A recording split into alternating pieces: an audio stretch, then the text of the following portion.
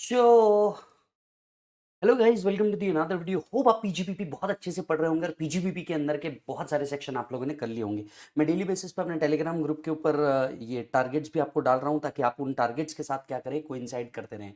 I hope आपने 35 तक की सीरीज जो है ये खत्म कर ली है। आज जैसा कि हमने लास्ट वीडियो के अंदर में कहा था कि हम लोग सेक्शन 35 एडी 36 और बाकी सेक्शंस की ओर मुड़ने वाले हैं। तो आइए चलते हैं उन सेक्शंस की ओर। सबसे पहले आता है सेक्शन 35 एडी। 35 एडी क्या होता है? ये स्पेसिफाइड बिजनेस है। स्पेसिफाइड बिजनेस मतलब अगर आप इन तरीके के पर्टिकुलर बिजनेसेस के अंदर में हैं तो जो कैपिटल एक्सपेंडिचर कर रहे हैं इन बिजनेस से रिलेटेड, उसका आपको क्या मिलेगा? डिडक्शन मिलेगा। बहुत सारे बच्चे इस मिसकंसेप्शन में होते हैं कि बिजनेस से रिलेटेड इनकम ही एग्जम्प्ट है। नहीं, इन बिजनेस से रिलेटेड कैपिटल एक्सपेंडिचर जो है ये आपको क्या किया गया है? अलाउ किया गया है। अब आप सोच के देखिए, अगर कैपिटल एक्सपेंडिचर इन बिजनेस से रिलेटेड अलाउ किया गया है तो इसके ऊपर डेप्रीसिएशन मिलने वाला नहीं है। इसके ऊपर डेप्रीसिएशन मिलने वाला नहीं है। तो ये जो बिजनेस है इससे रिलेटेड कैपिटल एक्सपेंडिचर जो है ये आपको क्या किए गए हैं? अलाउ किए गए हैं। अच्छा जी सर। सर क्या हर तरीके के कैपिटल एक्सपेंडिचर का रिडक्शन मिलेगा? The answer is no. हर तरीके के कैपिटल एक्सपेंडिचर का रिडक्शन नहीं मिलने वाला। आपको जिस चीज का डिडक्शन मिल रहा है वो है other capital expenditure excluding land, goodwill और फाइनेंशियल इंस्ट्रूमेंट। तो लैंड, गुडविल और फाइनेंशियल इंस्ट्रूमेंट छोड़ करके बाकी किसी भी अदर कैपिटल एक्सपेंडिचर का रिडक्शन आपको मिल सकता है। फर्दर 35 एडी ऑल टुगेदर एक सेपरेट बिजनेस माना जाता है जब आप कंप्यूटेशन करते हैं। मान लीजिए अगर रिलायंस इन कोई बिजनेसेस में भी है और अदर बिजनेस में भी है तो दोनों का जो कंप्यूटेशन होगा वो सेपरेट बिजनेस के तौर पे होगा, सिंगल बिजनेस के तौर पे नहीं। दोनों का जो कंप्यूटेशन है ये सेपरेट बिजनेस के तौर पे किया जाएगा। ठीक है sir.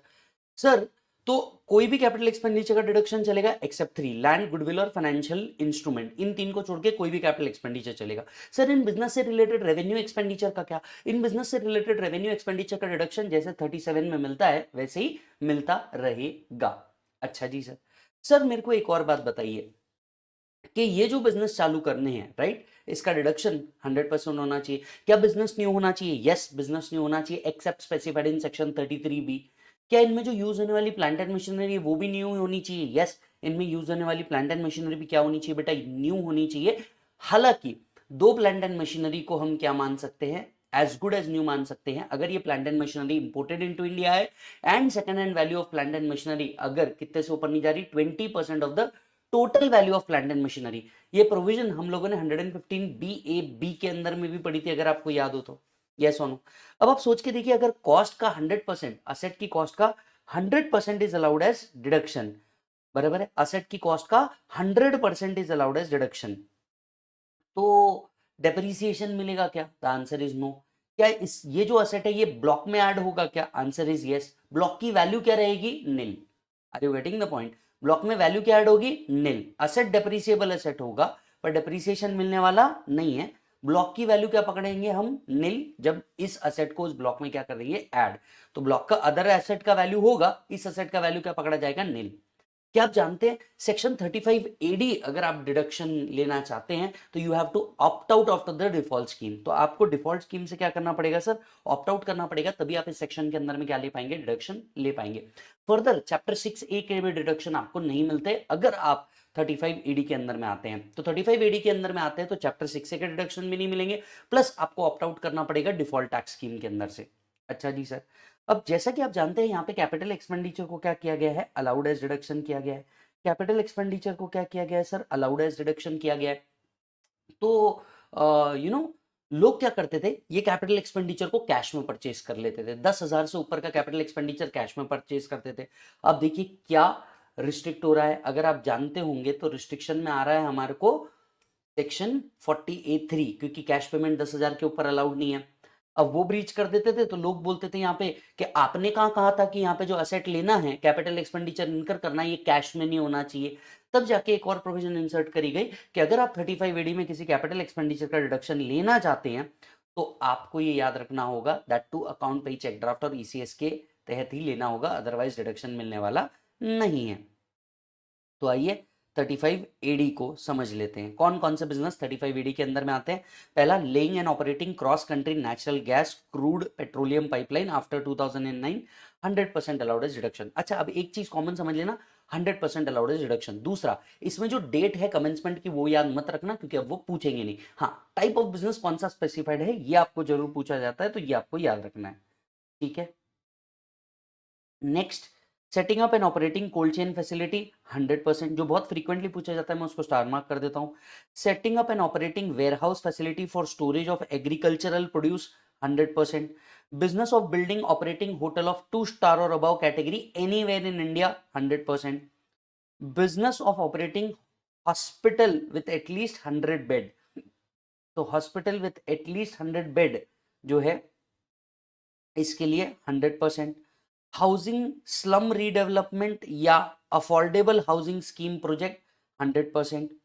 Capital expenditure on new plant and machinery installed in any existing plant for fertilizer, fertilizer unit के अंदर में कोई एग्जिस्टिंग प्लांट एंड मशीनरी आपने क्या करी है, लेकर के आए हैं, तो उसका भी आपको क्या मिल जाएगा, 100% डिडक्शन मिल जाएगा। Setting up and operating inland container depot freight container station 100% allowed as deduction, star mark कीजिए। Bee keeping, bee wax 100%। Setting up and operating facility for storage of sugar, अगर आप स्टोरेज ऑफ शुगर के लिए भी क्या कर रहे हैं, फैसिलिटी क्रिएट कर रहे हैं, 100% अलाउड एज डिडक्शन। आखिरी के 3 को स्टार मार्क करिए। Laying and operating a slurry pipeline for transportation of iron ore, ये स्लरी पाइपलाइन क्या होती है, बड़ी बड़ी जो पाइपलाइंस होती है जिसके अंदर से आयरन ओर को क्या किया जाता है, ट्रांसपोर्ट किया जाता है, उन्हें कहा जाता है स्लरी पाइपलाइन। अब ये जो स्लरी पाइपलाइन है, इसको सेटअप करने का जितना भी कैपिटल एक्सपेंडिचर है, allowed as reduction. Setting up and operating semiconductor wafer fabrication manufacturing unit, अभी रिसेंटली टाटा ने कहा है कि वो सेमीकंडक्टर्स में इंसर्ट हो एंटर हो रहे हैं, अडानी ग्रुप सेमीकंडक्टर्स में एंटर हो रहा है, जितना कैपिटल एक्सपेंडिचर ये लोग इनकर करेंगे 100% अलाउड एज डिडक्शन। फिर developing and maintaining operating a new infrastructure facility, अगर कोई इंफ्रास्ट्रक्चर फैसिलिटी के अंदर में 100% capital expenditure will be allowed as deduction, मतलब एलएनटी हो गया, अडानी इंफ्रा हो गया, राइट, ये लोग 100% डिडक्शन ले सकते हैं, right. So if section is opted, now ये सेक्शन बाय डिफॉल्ट में अवेलेबल नहीं है, again you have to opt for section 35 AD, right. 100% deduction मिलेगा किसका, कैपिटल एक्सपेंडिचर का, जो करंट ईयर में इनकर किया गया है। In fact prior to the commencement भी अगर आप लोगों ने कुछ इनकर किया है तो आपको उसका डिडक्शन मिल जाएगा। कैपिटल एक्सपेंडिचर में क्या क्या नहीं आता, लैंड नहीं आता, गुडविल नहीं आता, फाइनेंशियल इंस्ट्रूमेंट नहीं आता, तो इस पॉइंट को भी स्टार मार्क करके रखिए। कैपिटल एक्सपेंडिचर में ये 3 खर्चे नहीं आएंगे, बाकी सारे खर्चों का आपको क्या मिल जाएगा सर, डिडक्शन मिल जाएगा, ठीक है sir. Business should be new business, it should not be form by splitting up और रिकंस्ट्रक्शन, बिजनेस जो होना चाहिए ये न्यू बिजनेस होना चाहिए, हालांकि एक्सेप्ट रहेगा 33B का। इसमें जो प्लांट एंड मशीनरी होनी चाहिए ये भी क्या होनी चाहिए, न्यू, हालांकि old plant and machinery do not include plant and machinery whose cost does not exceed 20% of the total plant and machinery या imported plant and machinery, ये दोनों को भी क्या किया जाता है, ट्रीट किया जाता है एज न्यू। तो बिजनेस जो होना चाहिए ये न्यू होना चाहिए, इसमें जो प्लांट एंड मशीनरी होनी चाहिए ये भी क्या होनी चाहिए, न्यू होनी चाहिए। इसमें जो प्लांट एंड मशीनरी होनी चाहिए ये भी क्या होनी चाहिए बेटा, न्यू होनी चाहिए। हालांकि 2 प्लांट एंड मशीनरी को एज गुड एज न्यू माना जाएगा, एक इंपोर्टेड प्लांट एंड मशीनरी भले ही सेकंड हैंड हो तो भी न्यू माना जाएगा, दूसरा अगर आपकी second hand plant and machinery का value overall plant and machinery के 20% से ऊपर नहीं है तो ये भी न्यू माना जाएगा। Actual cost of the asset for which deduction has been allowed under 35AD shall be taken as nil. इसका actual cost for the purpose of depreciation क्या पकड़ा जाएगा बेटा, nil पकड़ा जाएगा। For the purpose of depreciation क्या पकड़ा जाएगा बेटा, nil पकड़ा जाएगा। Deduction under chapter 6A is not allowed. इस बिजनेस से चैप्टर 6A के डिडक्शन मिलते नहीं। तो अगर आपने 35AD लिया है, राइट, 35AD का इनकम है, बाकी इनकम से चैप्टर 6A के डिडक्शन मिल जाएंगे, 35AD वाले कंपोनेंट से मिलने वाले नहीं है। 35AD is available if assessee has opted out of the default scheme, अगर आप डिफॉल्ट स्कीम से ऑप्ट आउट कर रहे हैं तो ही ये सेक्शन का बेनिफिट मिलने वाला है, अदरवाइज इस सेक्शन का बेनिफिट नहीं मिलने वाला है। यस, अब आते हैं इस पॉइंट के ऊपर, क्या आप जानते हैं 35AD का असेट, राइट, जब भी सेल हो जाता है, पहले तो ये समझना है कि क्या इसको होल्डिंग पीरियड भी दिया है क्या, आंसर इज यस। पहले 10th पॉइंट पढ़ो, जब भी आप कोई asset that is capital expenditure acquire कर रहे हैं इस बिजनेस के लिए, आपको याद रखना होगा इस असेट को एटलीस्ट 8 इयर्स तक के आपको होल्ड करना है, इस असेट को आपको एटलीस्ट 8 इयर्स तक के क्या करना है, होल्ड करके रखना है, right. If such asset is used for non specified business, मान लीजिए इस असेट को आप नॉन स्पेसिफाइड बिजनेस में यूज कर लेते हैं, आप इस असेट को कहां यूज कर लेते हैं, नॉन स्पेसिफाइड बिजनेस के अंदर में यूज कर लेते हैं, देन जितना डिडक्शन आपने क्लेम किया था इसमें से नोशनल डेप्रीसिएशन क्या किया जाएगा, माइनस किया जाएगा। इसमें से नोशनल डेप्रीसिएशन क्या किया जाएगा, माइनस किया जाएगा। एज इफ ये असेट हमेशा से इसी बिजनेस के अंदर में यूज हो रहा है, ये असेट एज इफ इसी बिजनेस के अंदर में क्या हो रहा है, यूज हो रहा है। यस और नो, एक बार पढ़िए जल्दी से। राइट। तो अब अगर आप देखेंगे ना, अगर आपने मान लीजिए एसेट जो 35 एडी के लिए उठाया था उसको डायरेक्टली सेल कर दिया, जो एसेट आपने 35 एडी के लिए उठाया था आपने उसको डायरेक्टली सेल कर दिया। डायरेक्टली सेल करने पे क्या आ जाता है सर, पीजीबीपी आ जाता है सेक्शन 28। जरा रुकना, सेक्शन 28 में एक ही पॉइंट था जो मैंने आपको नहीं पढ़ाया था एट द एंड। ये देखिए यहां पे, if asset is sold, just give me a minute.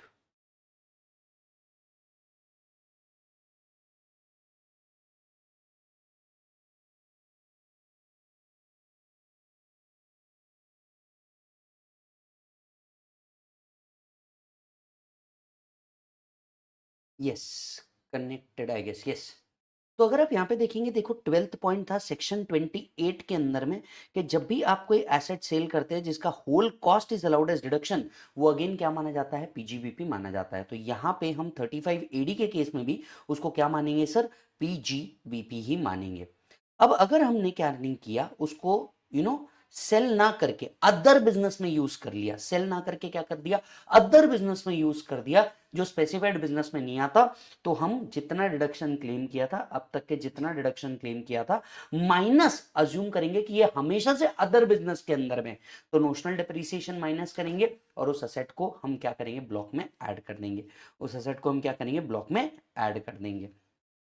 Expenditure exceeding rupees 10,000 shall be made by account pay, check draft, TCS or other electronic mode, else no deduction will be allowed. Else no deduction will be allowed.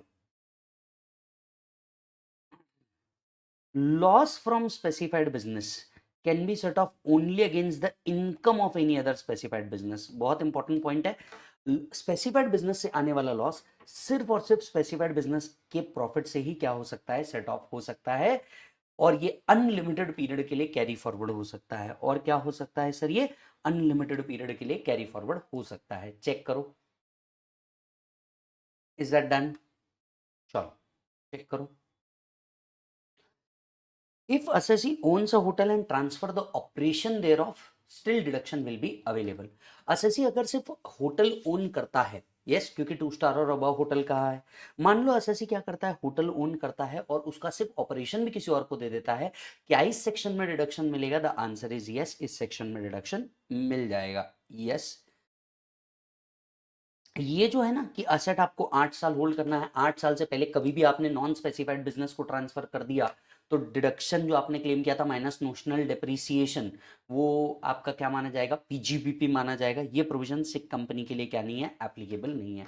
ये provision सिक company के लिए क्या नहीं है, applicable नहीं है। Is that done? चलो आओ 35 एडी के स्पेसिफिक पॉइंट लिखते हैं हम लोग, थर्ड रिविजन साथ साथ में। स्पेसिफाइड बिजनेस सेक्शन 35 एडी, पहला पॉइंट आपको ये लिखना है, not available if opted for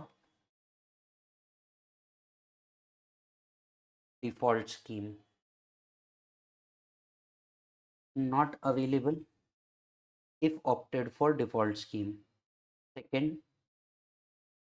section if opted, it is treated as a separate business. Hence, loss from specified business can be set off only against income of specified business.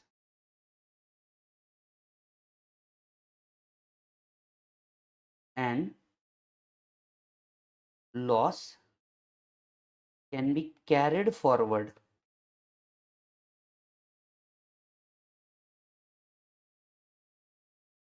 For unlimited period.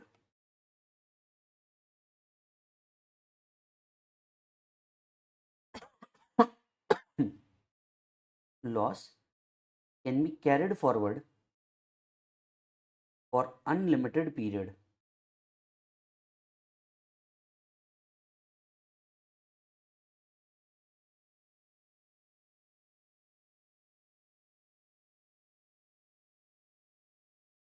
Done है. Third point. अच्छा, इस बात को ऐसा समझना, मान लो normal business का इनकम है 7 लाख, स्पेसिफाइड बिजनेस का लॉस है 5 लाख. क्या ये सेट ऑफ हो सकता है? नो. क्या ये सेट ऑफ हो सकता है? नो. चलो उल्टा करते हैं. ठीक है, स्पेसिफाइड बिजनेस का लॉस है या स्पेसिफाइड इनकम है 8 लाख, नॉर्मल बिजनेस का लॉस है लेट्स से 5 लाख. क्या ये सेट ऑफ हो सकता है? यस. लॉ क्या कहता है? Loss from specified business shall not be set of against the income of specified business. Law क्या कहता है? Loss of specified business shall not be set of against the income of specified business. Yes. ये कहीं नहीं कहा loss ने, law ने कि नॉर्मल बिजनेस का जो लॉस है वो सेट ऑफ नहीं हो सकता. तो normal business loss can B set of against specified business income. ये सेट ऑफ क्या नहीं हो सकता? नहीं हो सकता. अच्छा जी सर, असेसी कौन होना चाहिए? Any assessee. डिडक्शन कितना मिलेगा और कैसे मिलेगा?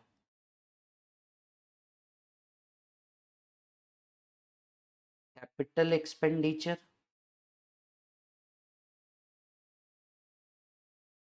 Revenue expenditure. इन बिजनेस से रिलेटेड रेवेन्यू एक्सपेंडिचर अलाउड है under the provision of section 37(1). इन बिजनेस से रिलेटेड रेवेन्यू एक्सपेंडिचर जो है ये अलाउड है under the provision of section 37(1). Capital expenditure 100% deduction मिल जाएगा accept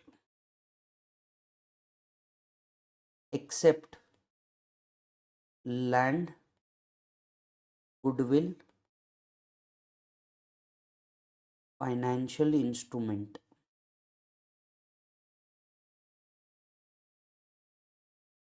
incurred in previous year or prior to commencement. Sir prior to commencement के लिए ऐसा कोई लिमिट है जैसा सेक्शन 35 में था कि 3 साल ही देखना है? Any number of previous year, just expenses are capitalized in books. तो बिजनेस चालू होने से पहले के कितने भी साल के खर्चे अलाउड रहेंगे. सिर्फ आपको क्या देखना है? ये देखना है कि भैया ये जो एक्सपेंसेस है ये बुक्स के अंदर में कैपिटलाइज था या बुक्स के अंदर में कैपिटलाइज नहीं था.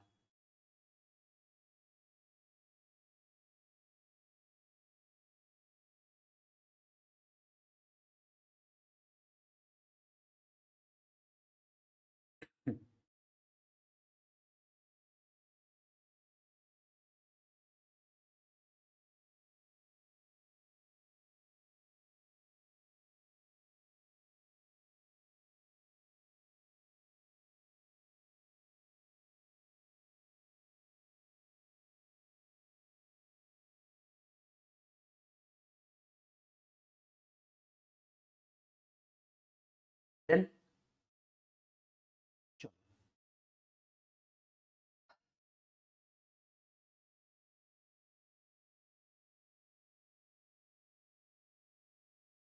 यहाँ पे लिखो डिडक्शन फॉर स्पेसिफाइड बिजनेस, और ये स्पेसिफाइड बिजनेस को ना आप एरो करके यहाँ डाल दो रेफर नोट्स. इसको आप एरो करके यहाँ डाल दो, refer notes. Next point, fourth point,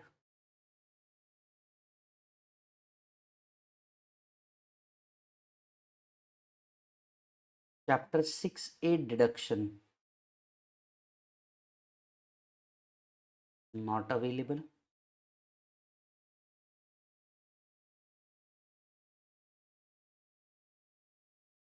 out of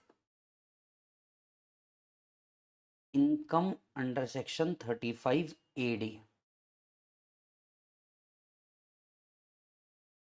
other conditions,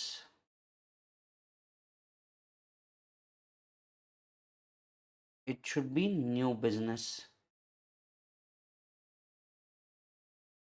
except in case of 33B।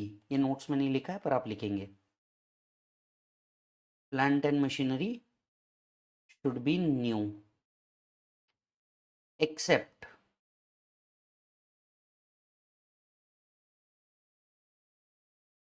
second hand imported from foreign, B, if value of second hand plant and machinery does not exceed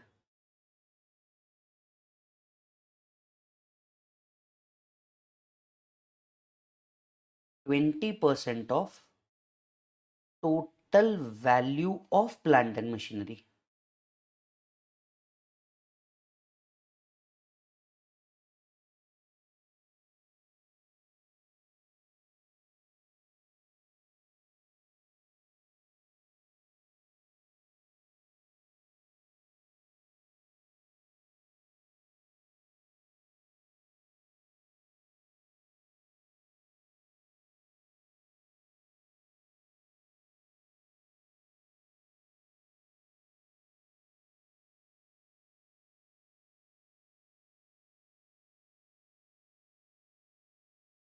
Assets sold in future taxed as PGBP section 28,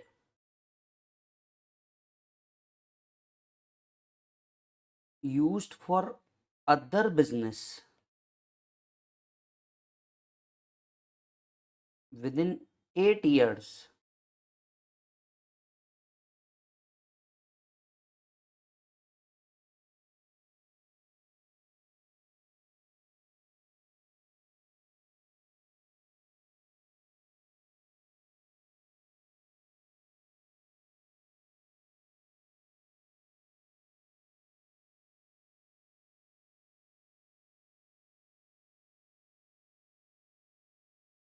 actual deduction minus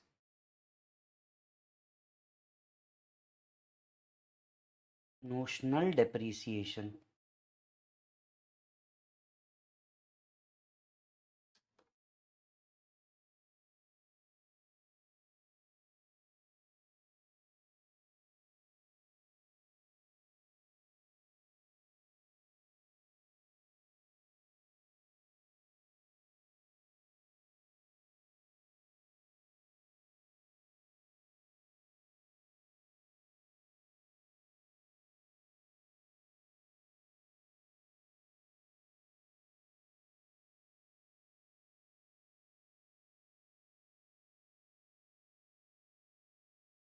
Is that done?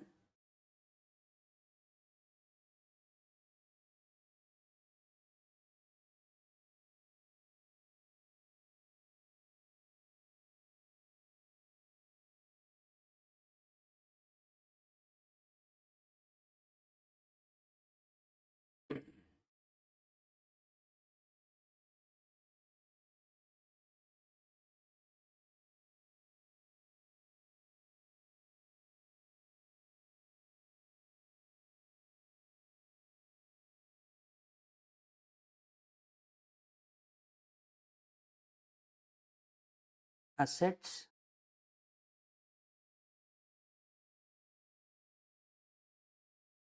costing rupees more than 10,000 must be acquired by account, paycheck, draft, ECS, etc.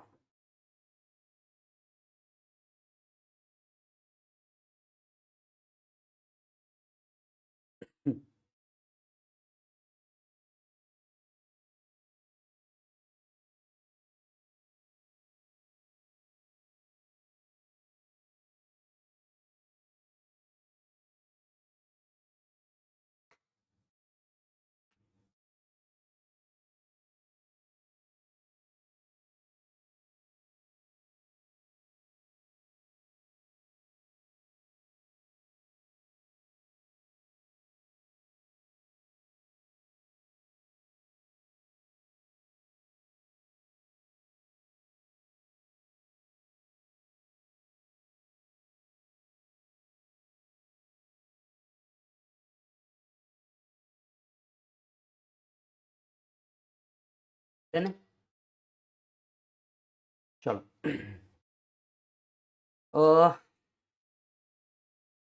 ये done, ये done, ये भी done, ये भी done.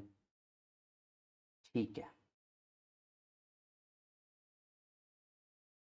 चलिए इसके ऊपर एक क्वेश्चन सॉल्व करते हैं। हमें ये पर्टिकुलर क्वेश्चन भी सॉल्व करना है। आइए प्रॉब्लम नंबर 5 देखते हैं। MNP Limited commenced operation of a new 4-star hotel in Chennai. The company incurred capital expenditure of 40 lakh during the period of January to March. मतलब ये प्रायर पीरियड एक्सपेंडिचर होगा क्योंकि business 1/4 से चालू हुआ है। कितने लाख का खर्चा किया है सर? 40 लाख का प्रायर पीरियड का किया है। ठीक है, exclusively for the about business and the same is capitalised in the books of accounts. ठीक है, further during the current year it incurred capital expenditure of 2.5 crore of which 1 crore is for land. यानी 1.5 crore is on other capital expenditure. बराबर ना? Compute the income under that of PGBP assuming has fulfilled all the conditions and has not taken deduction under chapter 6A. Profit from the business of running this hotel is 80 lakh. Low sir, 80 lakh rupees का आपका PGBP income था। Assume that company also has another existing business of a 4-star hotel in Kanpur. Wait, low sir, सबसे पहले आपका क्या आएगा? Particulars, rupees, rupees. Problem number 5, MNP Limited assessment year, computation of PGBP. PGBP income कितनी दिख रही है sir? 80 lakh rupees दिख रही है। इसमें से लेस करना पड़ेगा जिसका डिडक्शन मिल जाएगा अंडर सेक्शन 35AD ए, prior period expenses,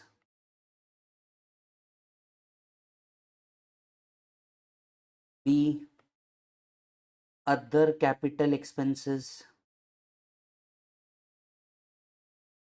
2.5 crore minus 1 crore,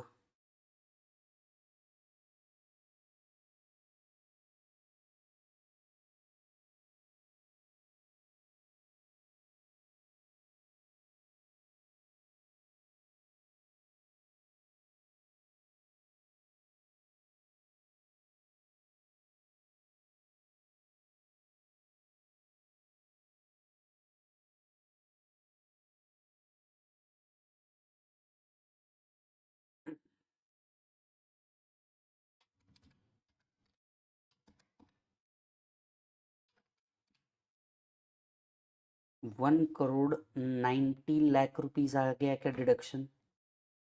तो यहाँ पे आपको लॉस दिख रहा होगा 1,10,00,000 का।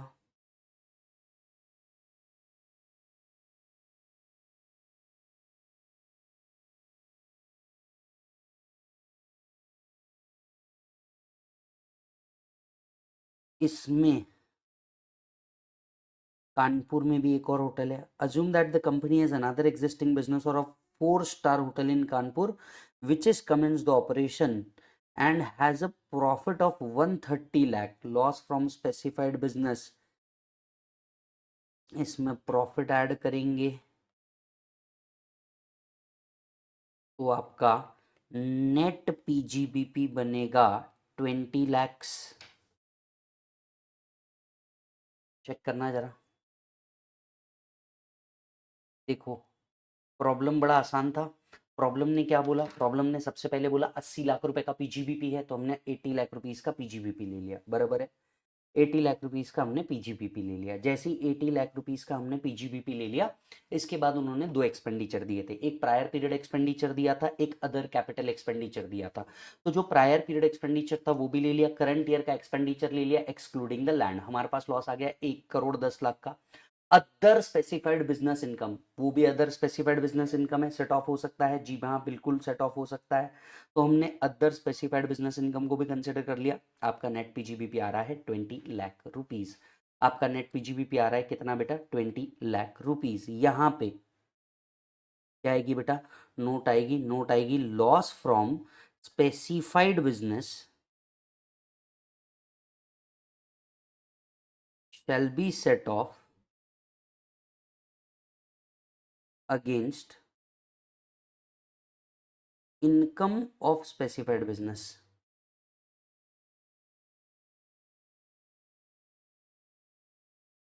shall be set off against income of specified business।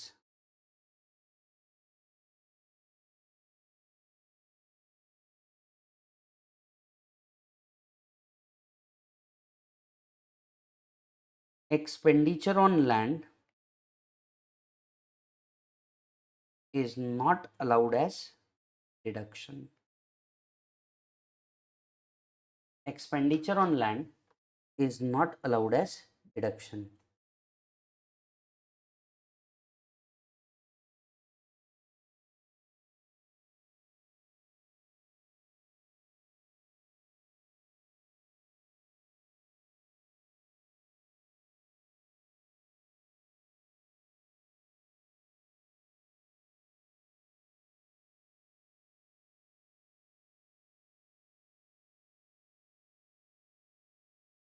Done है,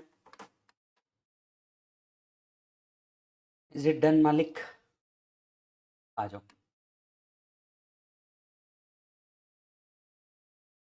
Would NMNO be entitled to deduction the 35 AD if it transfer the operation of hotel while continue to own the said hotel?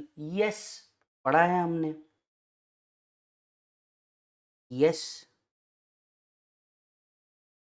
deduction will be allowed if they transfer the operation of the hotel while continue to own the hotel।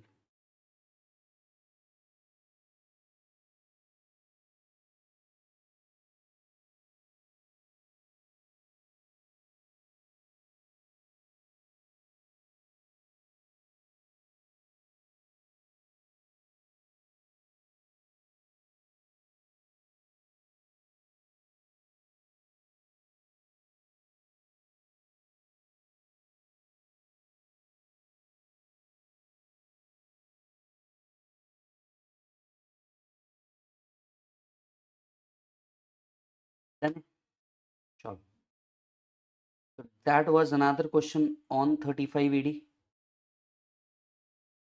एक question number 2 था जो यहाँ पे अपन ने बोला था कि अपन solve करेंगे। क्वेश्चन नंबर 2 डिप्रिसिएशन के ऊपर था, चेक करो। A newly qualified chartered accountant commenced the practice has acquired the asset in his office during the year and the cost shown against each item, calculate the amount of depreciation that can be claimed for his professional income, assume that all assets were purchased by account payee check। ठीक है sir, account पे check से purchase किए हैं सारे asset, इस assumption से हमें सॉल्व करना है। अच्छा जी, डेप्रीसिएशन जब भी अवेलेबल होता है ना, ये पुट टू यूज के डेट से अवेलेबल होता है। डेप्रीसिएशन जब भी अवेलेबल होता है ये पुट टू यूज के डेट से अवेलेबल होता है, बराबर।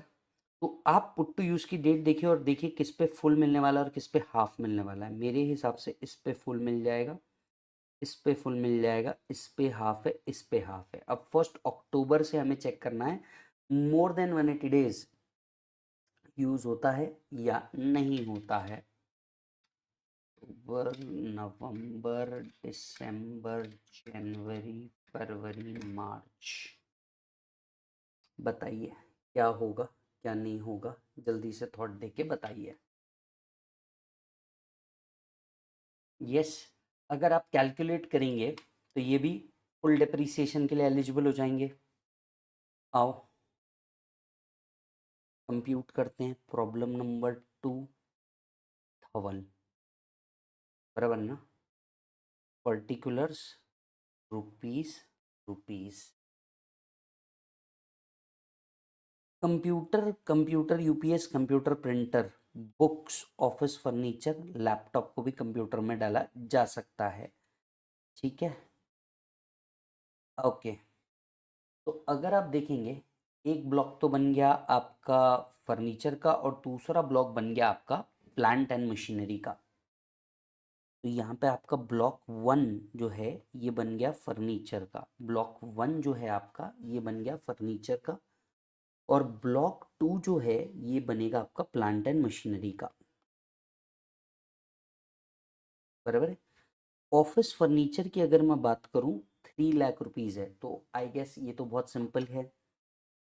3 लाख इंटू 10%, इसमें कोई एडजस्टमेंट ही नहीं है, 30,000 रुपीज़ यहाँ आ जाएगा। ब्लॉक 2 के अंदर में क्या था सर, प्लांट एंड मशीनरी था। प्लांट एंड मशीनरी में सबसे पहले कंप्यूटर था। 1 अक्टूबर को आपने एक्वायर किया, मतलब मोर देन 180 डेज आपने इसको क्या किया है बेटा, यूज किया है। मोर देन 180 डेज आपने इसको क्या किया है, यूज किया है, हाँ या ना, बराबर।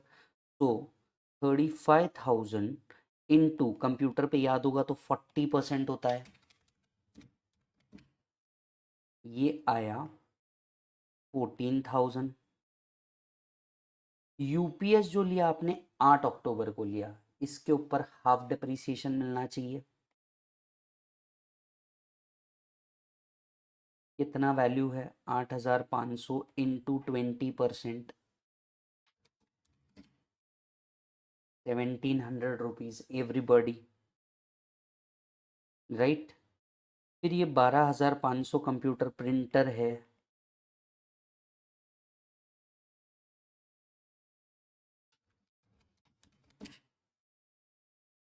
ये आया 5,000 रुपीज।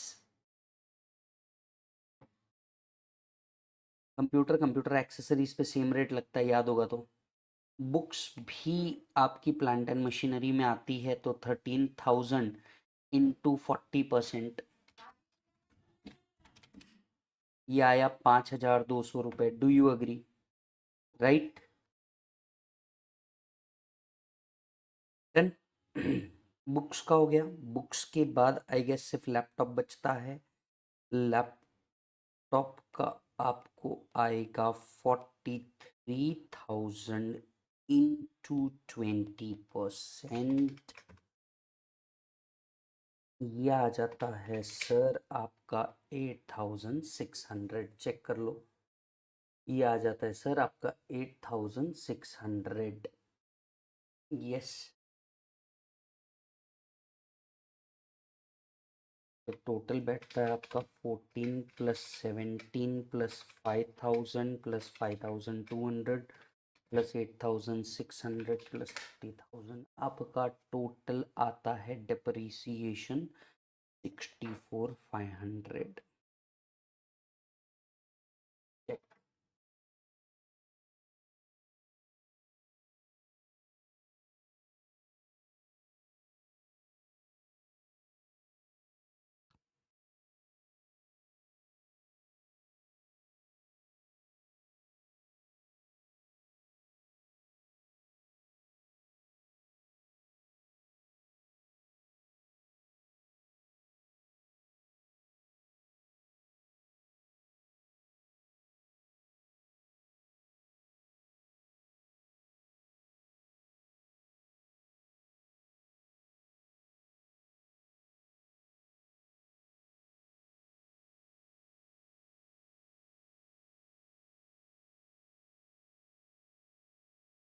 लेने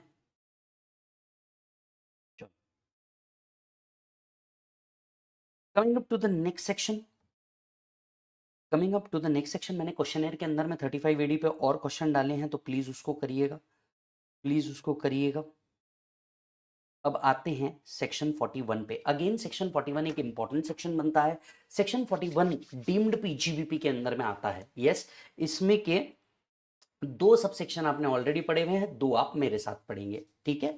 सब सेक्शन 41 डीम्ड पीजीबीपी की बात करता है। सबसे पहले हम याद दिलाते हैं आपको, 41(2) पढ़ा था आपने बैलेंसिंग चार्ज। बैलेंसिंग चार्ज क्या था? अगर पावर जनरेशन यूनिट है, एसेट सेल कर देता है, एसएलएम बेसिस पे डेप्रिसिएशन क्लेम किया था, एसेट सेल कर देता है और प्रॉफिट आता है, राइट, तो up to an amount of depreciation already claimed, up to an amount of depreciation already claimed क्या माना जाता है? पीजीबीपी माना जाता है। Up to an amount of depreciation already claimed क्या माना जाता है? पीजीबीपी।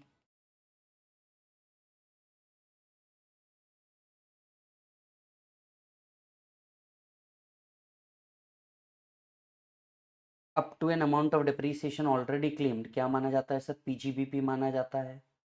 याद आ रहा है आपको? चलो, दूसरा आपने सेक्शन 41 सबसेक्शन 3 भी पढ़ लिया था। साइंटिफिक रिसर्च एसेट को क्या किया? सेल किया। अगर साइंटिफिक रिसर्च एसेट को सेल किया, याद करके देखो, without being used for other business, without being used for other business, तो sale value or deduction claimed whichever is lower क्या माना जाता था? PGBP. So sale price or deduction claim whichever is lower was taxable as PGBP.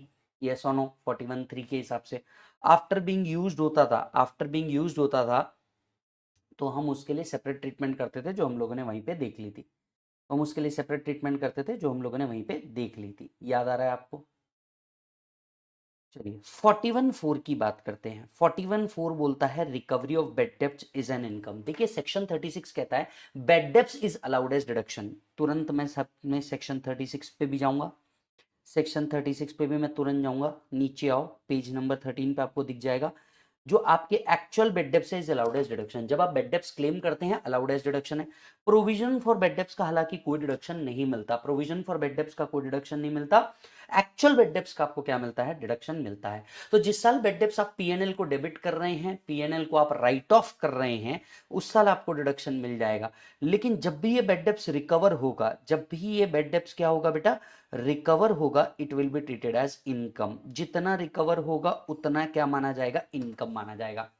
तो subsection 2 कहता था अगर SLM basis पे पावर जनरेटिंग यूनिट ने डेप्रीसिएशन एसएलएम बेसिस पे क्लेम किया है, ये असेट कभी भी सेल होता है, तो जितना अमाउंट आपने डेप्रीसिएशन क्लेम किया उतना आपका पीजीबीपी मान लिया जाएगा। 41 सबसेक्शन 3 बोलता है मान लो कोई एसेट आपने साइंटिफिक रिसर्च के लिए एक्वायर किया था, ये asset without being used for other business आप डायरेक्टली क्या कर देते हो? सेल। तो डिडक्शन क्लेम्ड और sale price which ever is lower क्या माना जाता है? आपका पीजीबीपी माना जाता है। फिर हमने बात करी थी बैड डेब्ट्स अगर कभी भी क्लेम करते हो, अलाउड एज डिडक्शन।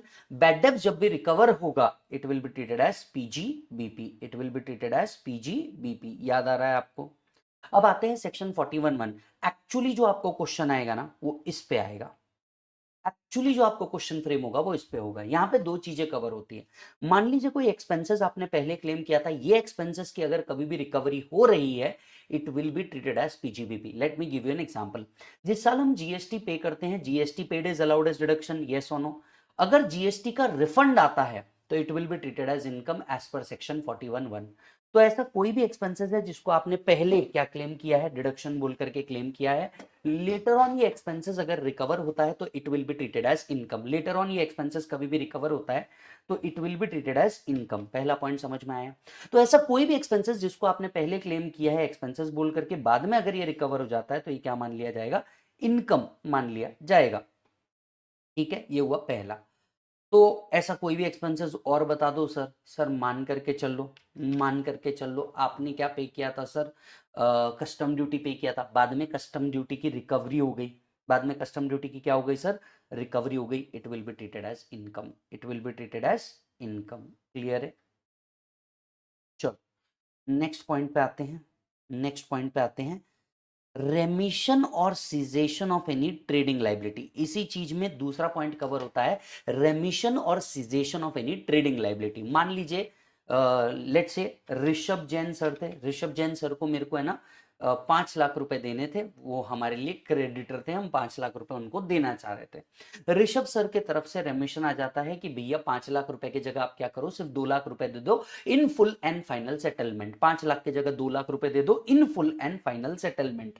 अब जरा यहां पर सोच समझ के देखना, ऋषभ सर ने क्या मान लिया, 2 लाख रुपए मान लिया, कितने छोड़ दिए, 3 lakh rupees. This 3 lakh rupees will be treated as PGBP, this 3 lakh rupees will be treated as PGBP, yes और नो। तो चलो वापस से एक बार चेक करना, if assessee was allowed as deduction in the earlier previous year by way of expense, loss or trading liability, now during the current year assessee has obtained the refund of such liability or there is a remission or cessation of trading liability, then such a refund, remission, cessation shall be taxable under the head of PGBP। yes, चलो वापस से देख लो एक बार, 41 को हमें लिखना भी होगा, section 41 deemed PGBP, 41(1), 41(2), 41(3), 41(4, bad debts recovered, इसे क्या माना जाएगा, पीजीबीपी, ये काम की चीज। Yes, assets used for scientific research, asset used for scientific research later on sold without being used in other business,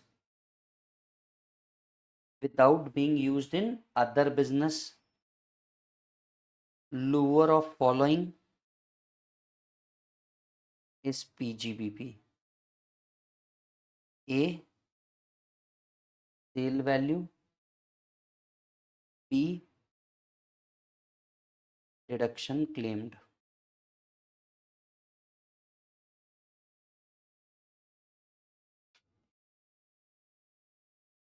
Power generating unit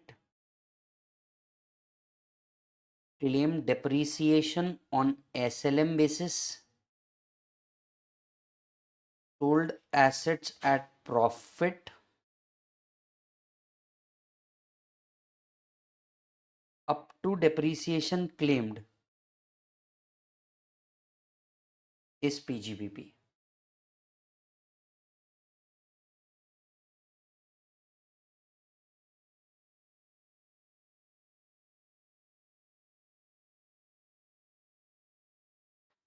up to depreciation claimed is PGBP।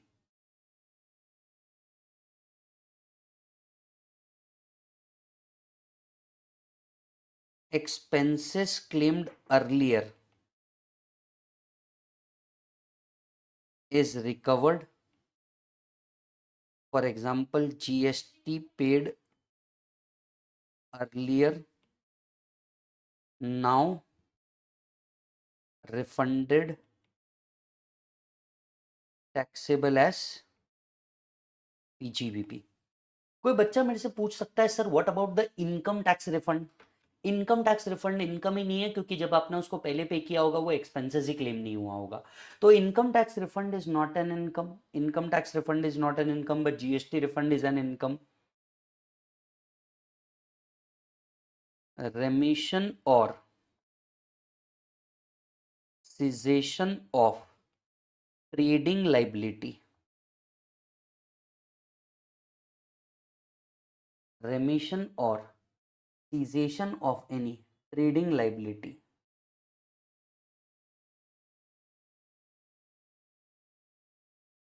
taxable as income, for example RJ creditor amount payable 5 lakh agreed to settle on 2 lakh, balance 3 lakh is income। तो अब जितनी trading liability आपको कम देनी पड़ रही है ये आपकी क्या मानी जाएगी, इनकम मानी जाएगी। जितनी ट्रेडिंग लायबिलिटी आपको कम देनी पड़ रही है ये आपकी क्या मानी ली जाएगी, इनकम मान ली जाएगी।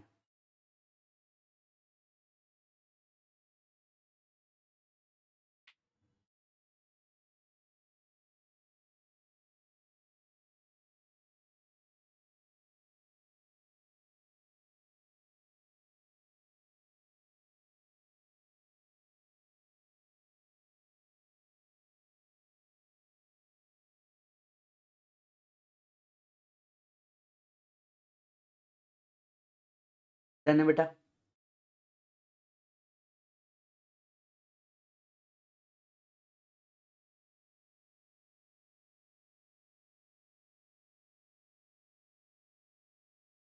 डन है मालिक। That was section 41। अब इसके ऊपर क्या आएंगे भाई, थियरी टाइप के क्वेश्चन आएंगे जिसको हम देखेंगे भी, don't worry. 41 is also done. चलो नेक्स्ट सेक्शन के ऊपर चलते हैं, सेक्शन 36। नेक्स्ट सेक्शन के ऊपर चलते हैं। नेक्स्ट सेक्शन है सेक्शन 36। सेक्शन 36 बहुत कुछ रखता है अपने अंदर में और ये बात करता है जनरल डिडक्शन की। ये किसकी बात करता है, जनरल डिडक्शन की ये बात करता है। जनरल डिडक्शन किस तरीके से हैंडल होंगे, लेट्स चेक। सबसे पहला ये कवर करता है इंश्योरेंस प्रीमियम को। सबसे पहले ये कवर करता है इंश्योरेंस प्रीमियम को। ये सारे सेक्शन जो अदर डिडक्शन है ये अलाउड की बात करता है। कौन कौन से सेक्शन क्या है बेटा, अलाउड है। कौन कौन से डिडक्शन क्या है बेटा, अलाउड है। ये उसकी बात करता है। क्या क्या अलाउड है, insurance premium against stock in trade. तो स्टॉक इन ट्रेड के अगेंस्ट में जो आप इंश्योरेंस प्रीमियम दे रहे हैं that will be allowed as deduction. दूसरा, अगर मान लीजिए कोई फेडरल मिल्क कोऑपरेटिव सोसाइटी है और ये अपने लाइफ स्टॉक के ऊपर क्या करती है, कैटल के ऊपर इंश्योरेंस करवाती है, तो again that will be allowed as deduction. Company अपने एम्प्लॉय की हेल्थ के ऊपर इंश्योरेंस करवाती है तो insurance premium on the health of employee paid in any mode other than cash. यहां बहुत स्पेसिफिकली लिखा है paid in any mode other than cash, it will be allowed as deduction. तो आपने स्टॉक के अगेंस्ट में इंश्योरेंस करवाया, employ की हेल्थ के अगेंस्ट में इंश्योरेंस करवाया, allowed as deduction. Federal milk cooperative society ने कैटल के लाइफ के अगेंस्ट में इंश्योरेंस करवाया, it will be allowed as deduction. एक ही बात याद रखनी है, एम्प्लॉय की हेल्थ पे जो इंश्योरेंस हो रहा है ये कैश में पे नहीं होना चाहिए। सेकंड पॉइंट आता है एम्प्लॉय वेलफेयर के पेमेंट। एम्प्लॉय वेलफेयर के जो पेमेंट है ये अलाउड एज डिडक्शन होंगे, जैसे bonus and commission paid to employee, it will be allowed as deduction. NPS में एम्प्लॉयर ने एम्प्लॉय के बिहाफ पे एनपीएस में कंट्रीब्यूट किया, it will be allowed as deduction. SPF, RPF, AGF में कंट्रीब्यूट किया, it will be allowed as deduction. Yes, employees contribution towards the welfare fund, in fact employees contribution towards welfare fund भी जो होता है ना, it will be allowed as deduction, it will be allowed as deduction। yes, तो ये सब allowed है, लेकिन ये याद रखना पड़ेगा सब्जेक्ट टू 43B अलाउड है। अब ये सब्जेक्ट टू 43B क्या है, अगर बोनस कमीशन का आपने प्रोविजन बनाया, रिटर्न भरने की ड्यू डेट से पहले पे कर दिया तो ही इसे डिडक्शन बोल के मिलेगा। आरपीएफ एसपीएफ में आपने कंट्रीब्यूट कर दिया, रिटर्न भरने की ड्यू डेट से पहले पे कर दिया तो ही डिडक्शन मिलेगा। एनपीएस का आपका जो कॉन्ट्रीब्यूशन है ये आपने रिटर्न भरने से पहले पे कर दिया तो ही इसका क्या मिलेगा, डिडक्शन मिलेगा। अच्छा, यहां पे एक और पॉइंट लिखिए, एनपीएस का कंट्रीब्यूशन जो है ये मैक्सिमम 10% ऑफ सैलरी का ही डिडक्शन मिलेगा। मतलब अगर ये 10% ऑफ सैलरी के ऊपर रहेगा तो इसका डिडक्शन मिलने वाला नहीं है। ये अगर 10% ऑफ सैलरी के ऊपर रहेगा तो इसका डिडक्शन मिलने वाला नहीं है। चेक कर लो।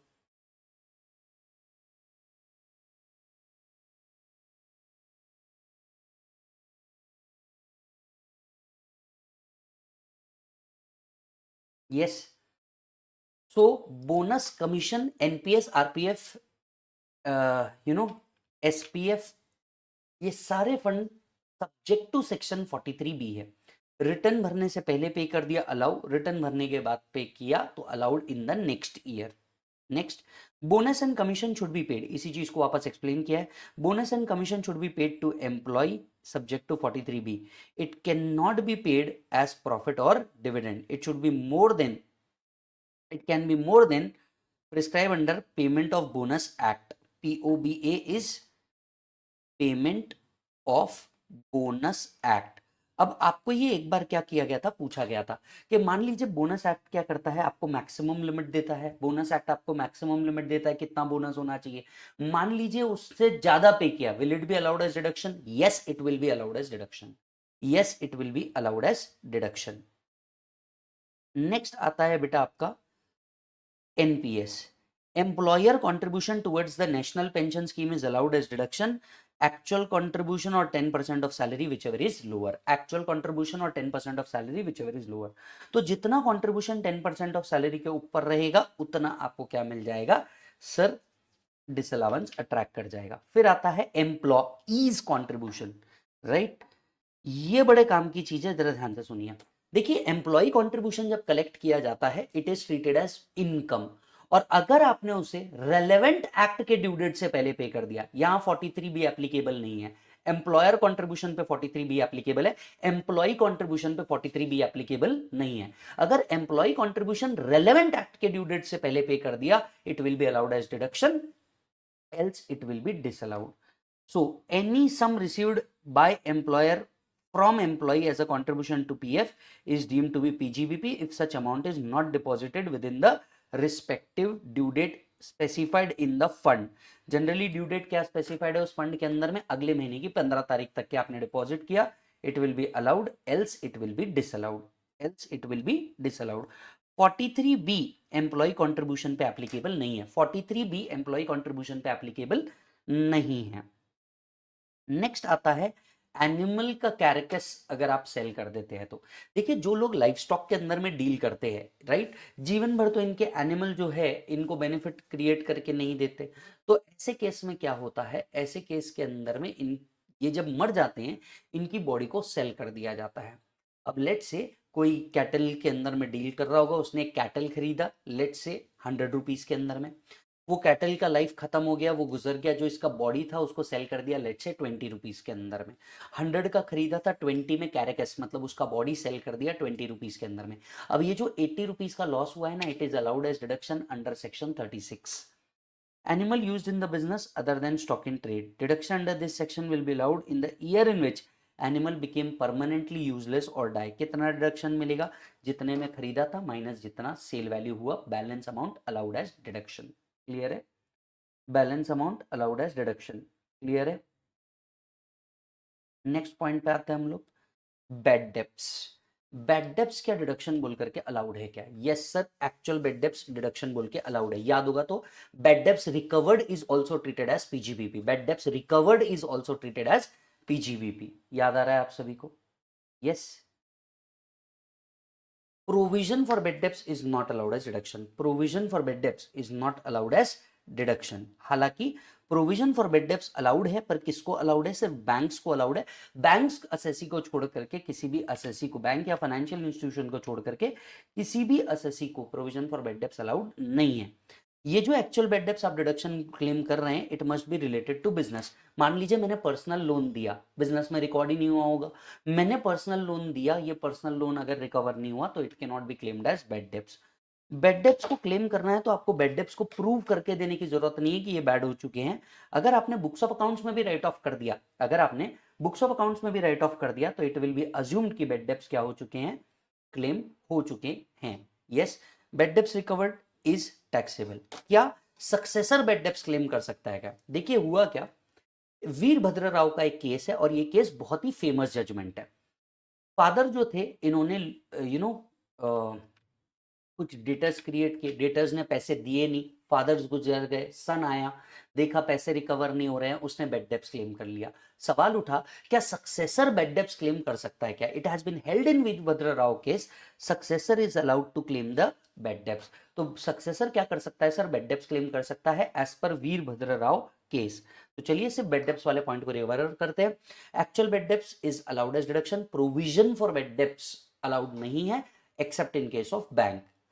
बेड डेप्स आपने अगर पीएनएल को राइट ऑफ किए हैं तो ही डिडक्शन मिलेगा, अदरवाइज डिडक्शन मिलने वाला नहीं है।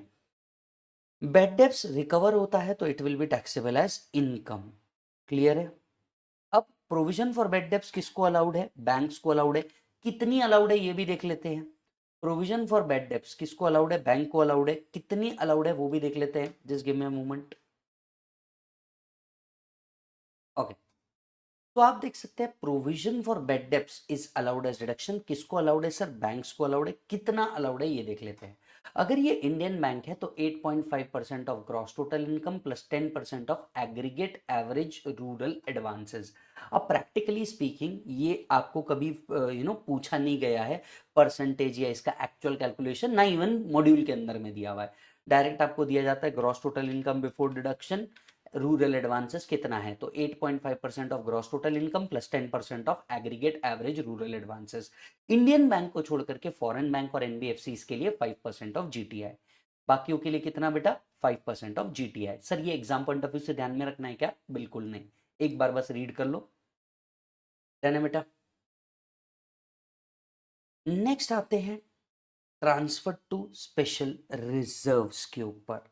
यस, अगर ट्रांसफर होता है ये किसको अलाउड है? अलाउड है to financial corporation engage in providing long term finance for more than 5 years, right. Actual amount transfer to special reserve 20% of PGBP और 200% of such special of such share capital general reserve whichever is lower. खैर अब ये पूछते भी नहीं है, आएगा भी नहीं। यस, ये पूछते भी नहीं, आएगा भी नहीं, राइट। तो अगर कोई एसएससी एंगेज है लॉन्ग टर्म फाइनेंस प्रोवाइड करने में, कोई एसएससी एंगेज है लॉन्ग टर्म फाइनेंस प्रोवाइड करवाने में, तो जितना अमाउंट वो स्पेशल रिजर्व को ट्रांसफर कर रहा है 20% ऑफ पीजीबीपी या 200% of the opening balance of special reserve whichever is lower का डिडक्शन मिलेगा। Expenses in relation to promotion of family planning. अब ये जो डिडक्शन मिलता है ना, ये सिर्फ कंपनीज को मिलता है। आपके मन में सवाल उठ रहा होगा भैया कंपनी कौन सी फैमिली प्लानिंग कर देती है? तो भाई साहब मैं उसका जवाब आपको बता दूं, ये बहुत पहले का सेक्शन है, स्पेशली इंदिरा गांधी जी, राजीव गांधी जी के टाइम का ये प्रोविजन है।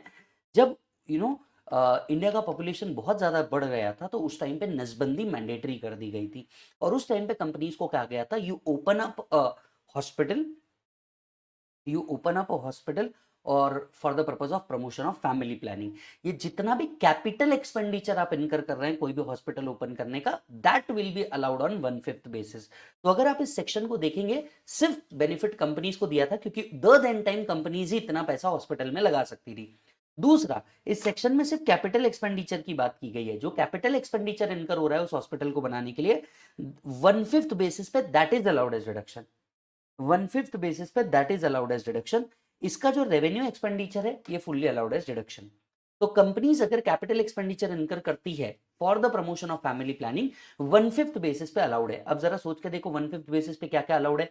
Preliminary expenditure, expenses on amalgamation, expenses on VRS, companies incurring expenditure on family promotion, ये चारों चीजें क्या है? अलाउड है। कैसा बेटा? 1/5 बेसिस पे ओवर 5 years। कैसा बेटा? 1/5 बेसिस पे ओवर 5 years। क्लियर है? बाद में CTT STT, that is security transaction tax, commodity transaction tax will be allowed as deduction. तो security transaction tax, commodity transaction tax will be allowed as deduction.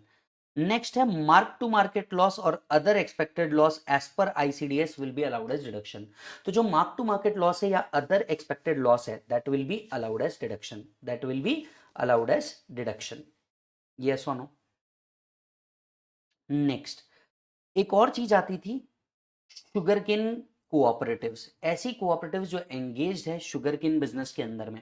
अब government एक MSP decide करती थी, government क्या करती थी? एक एमएसपी डिसाइड करती थी और सभी लोगों को एमएसपी पे ही क्या करना होता था? परचेस करना होता था। लेकिन कंपनी यहाँ पे ना थोड़ा सा होशियारी दिखाती थी, ये जानबूझ के एमएसपी से ऊपर परचेस करती थी, फार्मर को पैसे देती थी और बाद में फार्मर से कैश ले लेती थी। फार्मर की इनकम वैसे भी एग्जम्प्ट है, उनको फर्क नहीं पड़ता था, लेकिन कंपनी हायर एक्सपेंसेस बुक करके अपना प्रॉफिट रिड्यूस कर रही थी।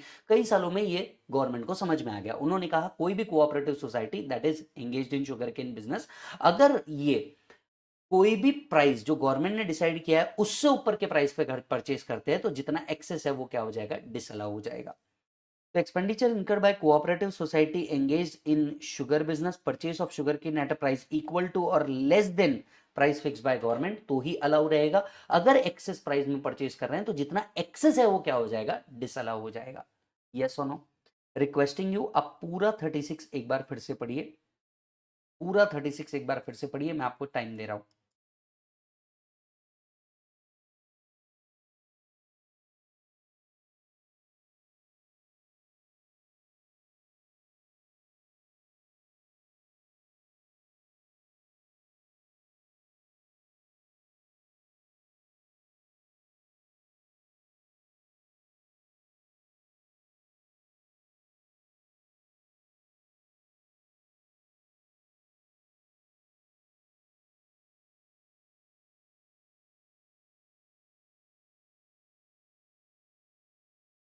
डन।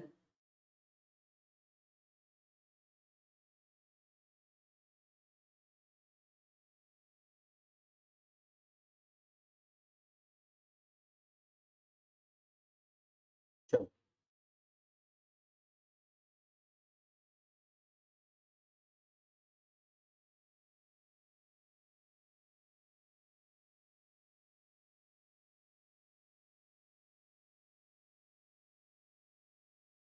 तो ये था आपका नेक्स्ट सेक्शन, सेक्शन 36। बराबर है। अब एक और सेक्शन ले लेते हैं जो एग्जाम पॉइंट ऑफ व्यू से उतना इंपॉर्टेंट नहीं है, 43B। एक और सेक्शन ले लेते हैं, एग्जाम पॉइंट ऑफ व्यू से ये इतना ज्यादा रेलेवेंट नहीं है पर हम लोग ले लेते हैं। ये सेक्शन कोई एक्सपेंडिचर की बात नहीं कर रहा है, ये सेक्शन रेवेन्यू रिकॉग्निशन पे है। ये जो सेक्शन है ये कोई एक्सपेंसेस की बात नहीं कर रहा है, ये सेक्शन रेवेन्यू रिकॉग्निशन के ऊपर है। ये कहता है कंस्ट्रक्शन कॉन्ट्रैक्ट का रेवेन्यू किस बेसिस पे रिकॉग्नाइज किया जाएगा। तो कंस्ट्रक्शन कॉन्ट्रैक्ट का जो रेवेन्यू है ये रिकॉग्नाइज किया जाएगा sir on percentage completion method. So revenue in case of construction contract shall be determined on percentage completion method in accordance with ICDS. In accordance with ICDS. Clear है। Next point पे चलते हैं। Sir what about in case of service contract. Service contract का जो duration है अगर ये 90 days से ज्यादा नहीं है, अगर सर्विस कॉन्ट्रैक्ट 90 डेज से ज्यादा नहीं है तो जैसे ही सर्विस कंप्लीट होती है आपको रेवेन्यू रिकॉग्नाइज करना है। अगर सर्विस कॉन्ट्रैक्ट 90 डेज से ज्यादा नहीं है आपको तुरंत उस रेवेन्यू को क्या करना है, रिकॉग्नाइज करना है। अगर सर्विस कॉन्ट्रैक्ट इनडिटर्मिनेट पीरियड के लिए है या मोर देन 90 डेज है तो आप उसको स्ट्रेट लाइन मेथड के बेसिस पे क्या कर सकते हो, रिकॉग्नाइज कर सकते हो। तो आप उसको स्ट्रेट लाइन मेथड के बेसिस पे क्या कर सकते हो, रिकॉग्नाइज कर सकते हो। तो construction contract percentage completion method पे रिकॉग्नाइज करना है उसका revenue. Service contract more than and less than 90 days, more than 90 days होगा तो एसएलएम बेसिस पे, लेस देन 90 डेज होगा तो जैसी सर्विस कंप्लीट होती है आप अपना रेवेन्यू रिकॉग्नाइज करेंगे। जब हम कंस्ट्रक्शन कॉन्ट्रैक्ट रेवेन्यू की बात करते रहेंगे, अगर कोई रिटेंशन मनी आपने रखा है तो retention money will also be part of construction revenue, contract revenue, and contract cost shall not be reduced by any incidental income। तो मान लो कोई इंटरेस्ट, डिविडेंड या कैपिटल गेन आया होगा, ऐसी कोई इंसिडेंटल इनकम आई होगी, इससे कॉन्ट्रैक्ट कॉस्ट को रिड्यूस नहीं करना है। जब से ये सेक्शन आया है आज तक कभी पूछा नहीं और मुझे लगता भी नहीं है सेक्शन को कभी पूछा जाएगा। मुझे लगता भी नहीं इस सेक्शन को कभी क्या किया जाएगा, पूछा जाएगा। ठीक है। इस पर्टिकुलर पार्ट के लिए लास्ट पढ़ लेते हैं रूल 9A। आपको पता है लास्ट टू लास्ट सिलेबस के अंदर में, मतलब मैं ओल्ड टू ओल्ड सिलेबस की बात कर रहा हूं, उसके अंदर में एक बार ये फिल्म प्रोड्यूसर वाला पॉइंट पूछा गया था, बस उसके बाद ये कभी नहीं पूछा गया।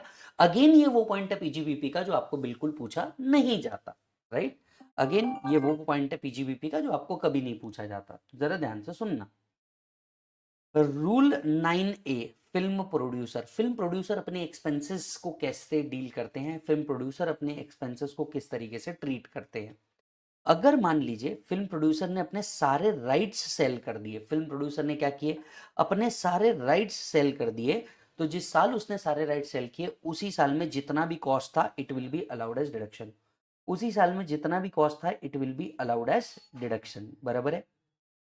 अदर केस में अब मान लीजिए जो बड़े प्रोड्यूसर होते हैं जैसे करण जौहर सर हो गए, उसके बाद में रोहित शेट्टी हो गए, अब इनका नाम ही इतना है कि एस राजा मौली हो गए कि ये खुद ही फिल्म एग्जिबिट कर देते हैं। यस, या तो सिर्फ कुछ एरियाज के राइट सेल कर देते हैं, बच्चे के मेरे सब राइट्स अपने पास रखते हैं। तो अगर वो खुद एग्जिबिट कर रहे हैं फिल्म को या फिर सिर्फ कुछ एरिया के राइट सेल कर रहे हैं, पूरे के पूरे राइट सेल नहीं किए, if the film is release for at least 90 days, अगर फिल्म एटलीस्ट 90 डेज के लिए रिलीज हुई है, 100% cost is allowed in the same previous year, उसी प्रीवियस के ईयर के अंदर में 100% cost will be allowed as deduction. Clear है? If the film is released for less than 90 days, then 100% cost or amount realized whichever is lower shall be allowed as deduction. अगर film 90 days से कम release थी तो उस case में जितना भी 100% cost है या जो अमाउंट रियलाइज हुआ है पिक्चर से whichever is lower will be allowed as deduction. Film बनाया खर्चा किया पर रिलीज ही नहीं हुई, no deduction shall be allowed, no deduction shall be allowed in this PDF word यहां से कट कर दीजिए। तो जरा ध्यान से सुनिए, रूल 9A फिल्म प्रोडक्शन के बारे में बात करता है। अगर फिल्म के सारे राइट्स हम लोगों ने ट्रांसफर कर दिए तो जिस साल सारे राइट ट्रांसफर किए उस साल आप 100% कॉस्ट का डिडक्शन ले लो। मान लीजिए फिल्म आप खुद एग्जिबिट कर रहे हैं, फिल्म आप क्या कर रहे हैं, खुद ही एग्जिबिट कर रहे हैं। अगर फिल्म आप खुद एग्जिबिट कर रहे हैं तो ऐसे केस में ये देखेंगे 90 डेज से ज्यादा रिलीज है, 90 डेज से कम रिलीज है। अगर 90 डेज से ज्यादा रिलीज है 100% cost will be allowed as deduction. अगर 90 डेज से कम रिलीज है तो 100% कॉस्ट या revenue received whichever is lower will be allowed as deduction. Film अगर कभी रिलीज ही नहीं हुई the expenditure will not be allowed as deduction. yes, release ही नहीं हुई बनके। अगर फिल्म एक अबेंडन फिल्म है the cost of film will be treated as revenue and it will be allowed as deduction. मतलब पिक्चर बन रही थी, कंप्लीट नहीं हुई थी, बीच में ही बंद हो गई, अबेंडन कर दिया, अब ये पिक्चर बनने ही नहीं वाली, तो पूरे के पूरे एक्सपेंसेस को आप रेवेन्यू एक्सपेंसेस ट्रीट करके it will be allowed as deduction, it will be allowed as deduction. Is that done? Done है मालिक? तो यहां लेंगे हम लोग एक छोटा सा ब्रेक, राइट, और ब्रेक के बाद देखेंगे पीजीबीपी के और बड़े सेक्शन। अगले पार्ट के अंदर में हम 43B, 40A, 40AA and 40AB के तरफ हम लोग आगे बढ़ेंगे। लगभग पीजीबीपी जो है ये खत्म होने आ रहा है, अब हम लोग प्रॉब्लम्स की ओर और ज्यादा जाएंगे। मिलता हूं आपसे अगले पार्ट के अंदर में, तब तक के लिए थैंक यू।